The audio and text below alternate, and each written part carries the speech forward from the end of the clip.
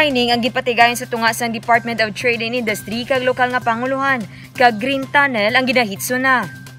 Apisa nga napaidalom sa Alert Level 2 ang syudad sang Iloilo, wala sa gihapon ginapabayan ni Mayor Jerry Treñas ang ekonomiya sang syudad. Nagapamatuod diri ang nagapadayon nga pag-uswag sang Iloilo City sa madamo nga business sector nga nagkakainganyo sa pag-invest. Kahapon nga adlaw madinalagon nga nagpatigayon sang Memorandum of Agreement signing ang Department of Trade and Industry Board of Investment kag Iloilo City Government agud mas mapasanyo kag mapahapos ang pagpatigayon sang business transaction sa syudad. Kalipay ang nabatyagan ni Mayor Treñas bangod sa koordinasyon sang DTI, ini mangin palaagyan agud mangin investment destination ang syudad sang Iloilo. Sandig man sa plano sang alkalde ang pagpahapos para sa local economic enterprises sa pagproseso sang business permit issuance kag renewal.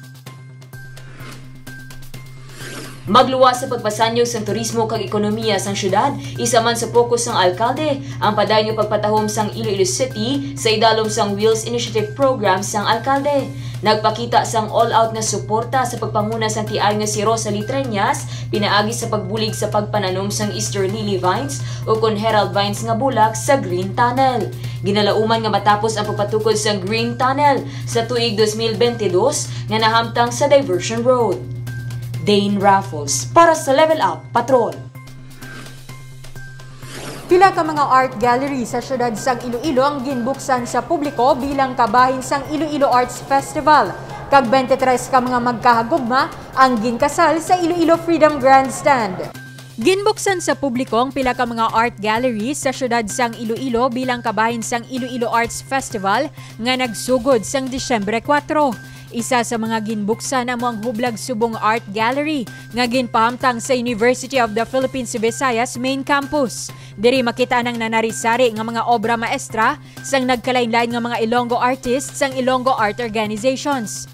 Okay, first of all, of course, we have the Hublag Subong, which is actually the main contribution of UP Visayas to the Iloilo Arts Festival.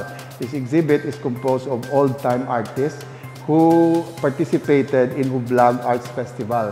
Nalakip diri ang mga paintings sa kagiban pa nga mga art creation sa tiyon sang hublag nga aktibidad halin tuig 1980s tubtob 1990s. Hublag Arts Festival is the first of its series of festivals since 1988 to 1996, so about 8 years of festival. It's actually the first ever art fair, art festival in the Philippines. Pila sa mga nagtambong sa opening sang Hublag Subong Art Gallery among First Lady sang Iloilo City kag tiayon ni Mayor Jerry Treñas nga si Mrs. Rosalie Treñas, kaupod si UP Chancellor Dr. Clement Camposano. Kadungan sang sini nga opening, ginbuksan man sa publiko ang pila ka mga art exhibits nga ginpahamtang sa nagkalain-lain nga lugar sa syudad. Kaangay na lang sang art gallery sa Robinson's Place Haro nga gintiguluhan Christmas in Our Arts. Mayara man sang exhibit sa Cinematheque Center nga gintiguluhan Hayahay. Ginbuksan man ang art gallery sa University of San Agustin nga gintiguluhan Masanag kag Gallery DRC nga ginpahamtang sa Metro Iloilo Modern Arts Park Building sa Barangay Sambag, Haro.